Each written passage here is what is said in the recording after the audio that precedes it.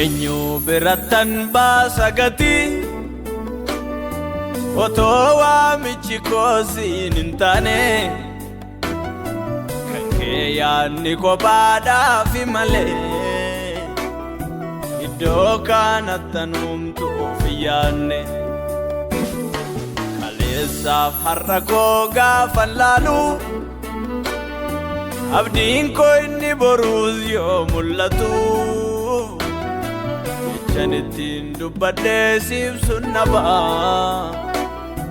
jiraata koo maqaan kee ulfaatu ati anaaf maamila koo jaalalle isa warqiif meetiin iyyuu madaalle afaan koo keessaa yoomiyyuu si hin dhaabu halkan guyyaas yoon si faarseen dadhabu afaan koo keessaa yoomiyyuu si hin dhaabu har'a boruu yoon si faarseen dadhabu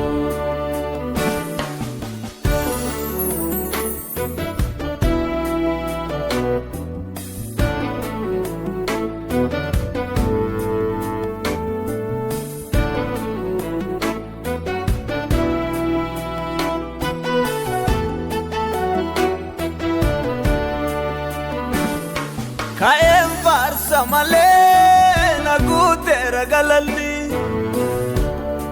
jiruu koo godhadheera dhiiseen taa'uwani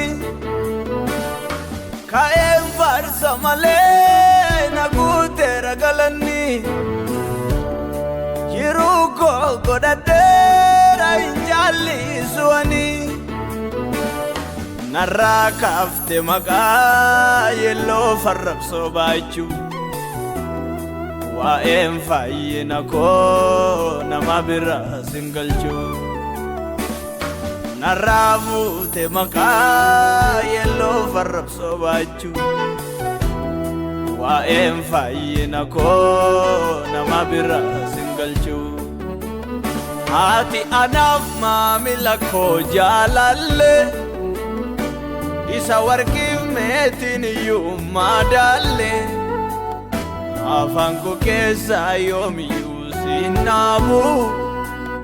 halkan guyyaas yoon si faarseen dadhabu afaan koo keessaa yoomiyyuu si hin dhaabu har'a boruu yoon si faarseen dadhabu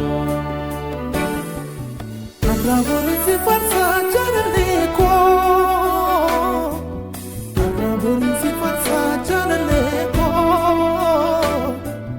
arabuni si farsa arabuni si farsa jalalle ko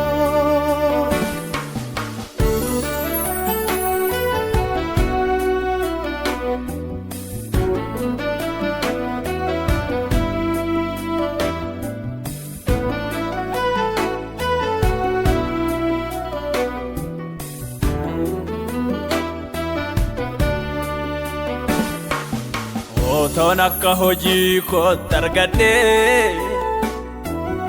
ijji nan argamsiisu nan baasu si godhe Yesuus yaa galatu akkan dhaabadheetoo si faarsu ammas merree gaarummaan koo innumti waaqarraa si fidee fulli keenatti hin geeddaramuumi hin beeku garaan keessa na miidhe ati anaaf maamila koo jaalalle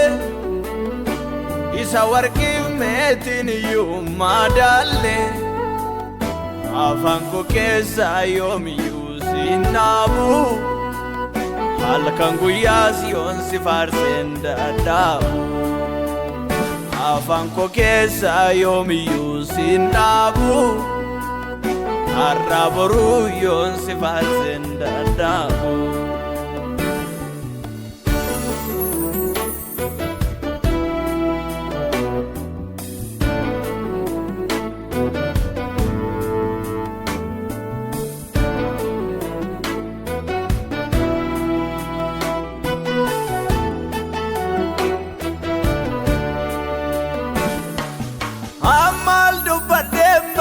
kanke yomu gadinarra lirratu Arsela la besna fintane indi de gar